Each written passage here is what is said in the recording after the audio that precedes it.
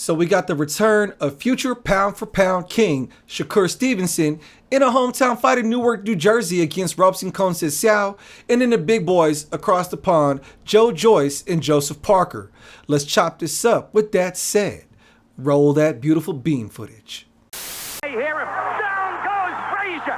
Down goes Frazier. Hey, what's up with it, fam? It's Hot Boxing Minute, your favorite pharmaceutical engineer turned boxing analyst, back at you with that uncut, raw, that real, that truth. Truth over narrative, baby. Anyways, let's talk about the big fights coming up this weekend. That was a lot of syllables said in an opening statement. You got to give me some credit for that one. Anyways, Shakur Stevenson, the fighting pride of the Brick City out there in Jersey, Newark, New Jersey, to be more specific. He's going to be making his hometown return. It might be his first fight back home. Actually, I didn't even bother to check that out. Has Shakur Stevenson fought at home as a professional? Let's find out. Well, either way, he's fighting this weekend, and he's going to be fighting Robson Conceição. Let's see. Oh, no, actually, that's awesome. He did fight Alberto Guerrero in 2019 at the Prudential Center. Anyways, he's making his hometown return at the Prudential Center. His opponent is going to be the former gold medal Olympian Robson Conceição, and they're going to be fighting for Shakur Stevenson's unified WBC, WBO, and Ring Magazine Super Featherweight World Championship. Now, obviously, unless you've been living in a cave, you probably already know Shakur Stevenson is one of the most gifted fighters of our modern era. He's young. He's a hot blue chip talent. I wouldn't call him an overhyped sensation by any stretch of the imagination. As an amateur, he had a stellar amateur career, multiple national titles, Golden Gloves, PALs, all that stuff, culminated in a 2016 silver medal at the Rio de Janeiro Olympics. His professional record so far unsullied, 18-0 with 9 knockouts. As far as his physical stats and stuff, we got him at 5'8" with a 68-inch reach. Robson Conceição, who's an orthodox fighter, he stands at 5'10" with a 70-inch reach. So Robson Conceição has the 2-inch reach advantage.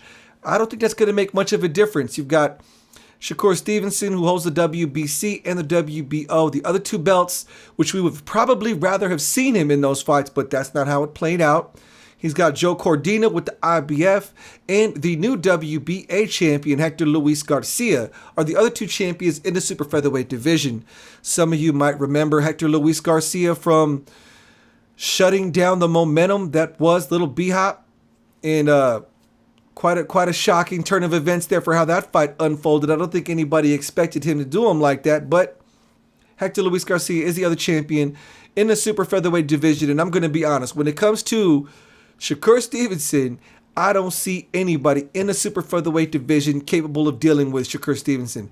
Maybe in the division beneath it, in the 126 featherweight division, Emmanuel Navarrete, only because he's long, he's awkward, he throws volume, he's not really a technical type of boxer, but that's just pure speculation, because who knows, Shakur Stevenson will probably style on Emmanuel Navarrete too. But let's talk about Robson Conceição. A very, very high amateur pedigree, culminating in the 2016 Olympic gold medal. In the same Olympics that Shakur Stevenson got the, the bronze medal? I just said this, that he won silver. So Shakur won silver in the Rio de Janeiro Olympics in 2016 in the bantamweight division. Robson Conceição won gold in the lightweight division in 2016 in Rio de Janeiro. Did him being Brazilian have a part to do with it? You know, I don't know. But people tend to say that when you win a gold medal in boxing and it's in the Olympics and it's in your hometown or in your home country, there tends to be a little bit of home cooking, a la Anthony Joshua. But hey, you ain't heard it from me. I'm just saying. Just one of those things I throw out there. You got a boxer versus a boxer when it comes to Shakur Stevenson and Robson Conceição. One is a southpaw. One is an orthodox. The southpaw being, of course, Shakur Stevenson. And Robson Conceição is gifted as a southpaw, as gifted as an orthodox boxer as he is. I don't believe there is any boxer that's going to outbox Shakur Stevenson in the game right now. Shakur Stevenson, outside of Dimitri Bivol, has the best defense in the game. Shakur's defensive percentage of hit and not get hit is second only to Dimitri Bivol, believe that or not. So Now, as far as Shakur Stevenson's defensive prowess, there might be some misconceptions. I think some people think he is the most defensively slick fighter in the game.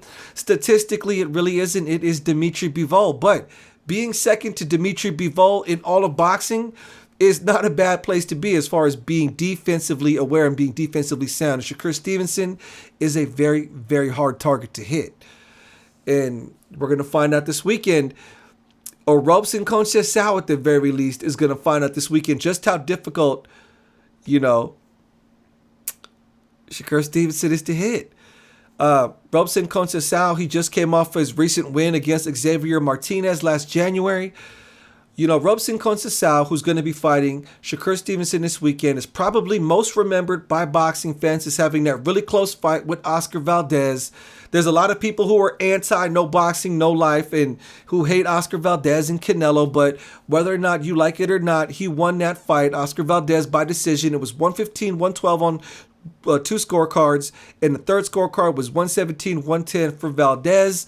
A lot of people thought Conceição should have got it. I wasn't one of them. Conceição let his foot off the gas pedal in the second half of a fight. And guess what, folks? A boxing match is indeed 12-hole rounds, not 6. So, with that being said, I think it's going to be a clean sweep. You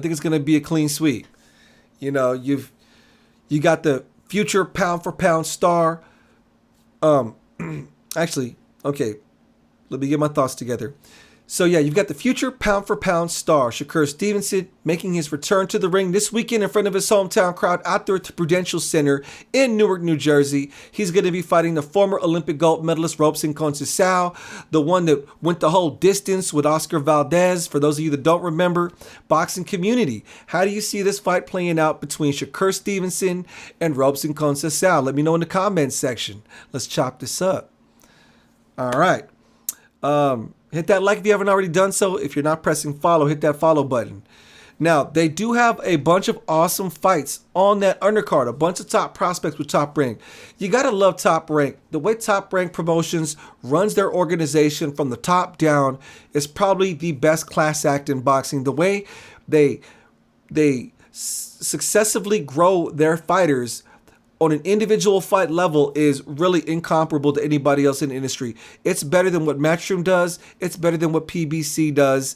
And Frank Warren and Queensberry, sure, I'm not even going to get into that because he's hanging on by a thread for dear life.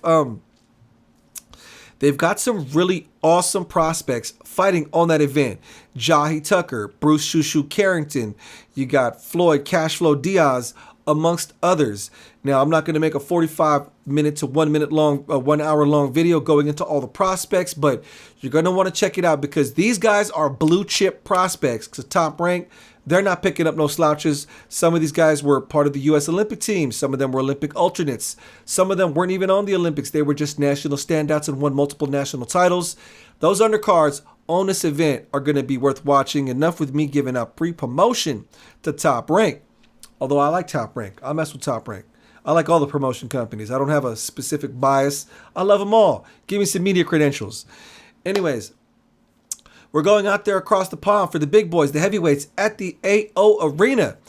Out there in the UK, you got Joe Joyce versus Joseph Parker. You got the Juggernaut versus the man from New Zealand, which is almost down underish. I'm not sure the Kiwis, but you got Joe Joyce, the Juggernaut, 18-0 with 17 knockouts.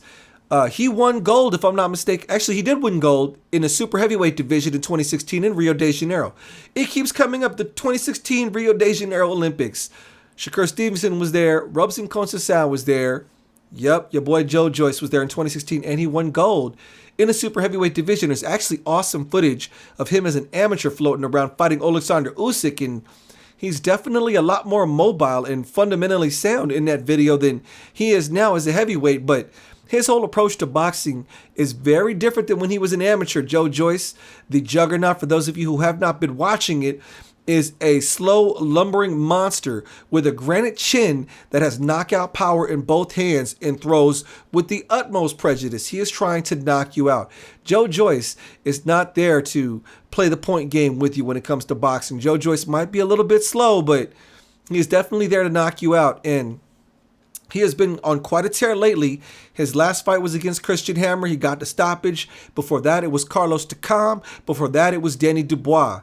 Now, Joe Joyce, you know, Joe Joyce, a.k.a. the Juggernaut, despite his defensive lapses, because he seems to like to eat punches as if they're Flintstone chewables, has knockout power in both hands, as can be seen by his last 3 fights and the stoppages he got against Christian Hammer, Carlos Takam, and Danny Dubois. So Joe Joyce clearly doesn't really care about those defensive lapses, especially when you got power like he has.